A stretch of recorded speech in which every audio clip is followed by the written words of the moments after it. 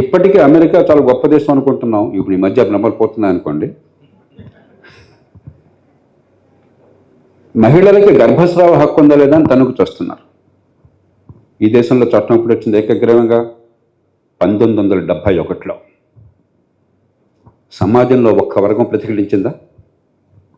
పార్లమెంట్లో ఒక్కళ్ళు వ్యతిరేకించారా? అప్పటి నుంచి ఇప్పటిదాకా 10 లక్షల మంది మహిళలు సంతానోత్పత్తి విషయంలో తమ స్వేచ్ఛని ఏ రకమైన అవరోధం లేకుండా నిర్వహించగలుగుతున్నారు. కాబట్టి రాజకీయంలో చాలా తప్పులని, రాజకీయాన్ని నేను అండగట్టినంత బహుశా గత 30 ఏళ్లలో ఈ దేశంలో ఎవరే అండగట్టాలి. కానీ అంతా రాజకీయం తప్పు కాదు. ఈ దేశంలో చాలా లోపాలున్నా కూడా సమాజం మారాలన్న కోరికతో, స్వతంత్ర పోరాట స్ఫూర్తితో జాతి నిర్మాణం ఒక 70-80 ఏళ్ళు జరిగింది. కాబట్టి చాలా దూరదృష్టితో అంబేద్కర్ ఆయన సహచరులు గొప్ప రాజ్యాంగాన్ని ఇచ్చారు. కాబట్టి సమాజంలో మార్పు కోసం నిరంతరం రాజకీయ ప్రక్రియ అనుకూలంగా ఉన్నది. కానీ సమస్య ఎక్కడొచ్చింది? అనుకూలత సంకల్పంలో ఉన్నది, ఆచరణలో అనుకున్నంత రాలేదు. అసలు వైఫల్యం అంటే నేను ఒప్పుకోను, అనుకున్నంత రాలేదు. ఆ నేపథ్యంలో ఏమిటి ఇవాళ? ఇంతకుముందు ప్రస్తావన వచ్చింది, అత్యంత భయంకర వైఫల్యం, పుట్టుకతో వివక్షను కొనసాగించడానికి కీలకమైన కారణం ఏమన్నా ఉంటే విద్యలో భారతదేశం భయంకరమైనటువంటి వైఫల్యం. ఇందాక పెద్దలు మాట్లాడుతూ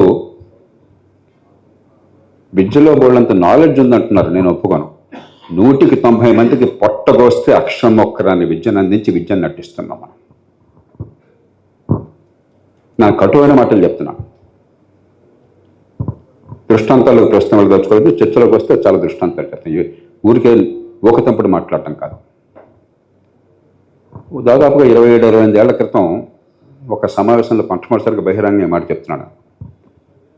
ఒక అధ్యాపకుల యూనియన్ సమావేశంలో పాల్పంచున్నాను. ఆ అధ్యాపకుల యూనియన్ ఏమిటది? ఆనాటి మావోయిస్టులకు అనుబంధ సంస్థ. నా పక్కన వేదిక మీద ఎవరున్నారు? వరవర్రావు గారు. ఈవేళ చెప్పిన మాటలు ఆనాడు కట్టుగా చెప్పాను. ఏమయ్యా, పిల్లలకి విద్యను అందించిన వ్యవస్థ ఎందుకు? మీరంతా అధ్యాపకులు అని చెప్పుకుంటున్నారు జీతాలు తీసుకుని. ఏం జరుగుతుందని చెప్పంటే వాళ్ళు చేసిన విత్తండవాదం నాకు ఒక పక్కన ఆగ్రహాన్ని, మరో పక్కన కన్నీళ్ళని తెప్పించింది. వాళ్ళంతా మావోయిస్టులు అని చెప్పుకున్నారు. ఏమన్నారు తెలుసా? పేదరికం పోకుండా విద్య ఎట్లా వస్తుంది అని చాలా పరుషంగా చెప్పాల్సి వచ్చింది. గాడిదల్లారా, ప్రపంచ చరిత్రలో ఆధునిక ప్రపంచంలో ఎక్కడన్నా సరే విద్య అందకుండా పేదరికం పోయిన దాఖలా కూడా చూపెట్టండి నాకని చెప్పాను. మనం డ్రామాలు ఆడి యథాస్థితిని కొనసాగించి సిద్ధాంతాల మాటను దాగి దేశంలో అసమానతల్ని పెంచి పోషించాం.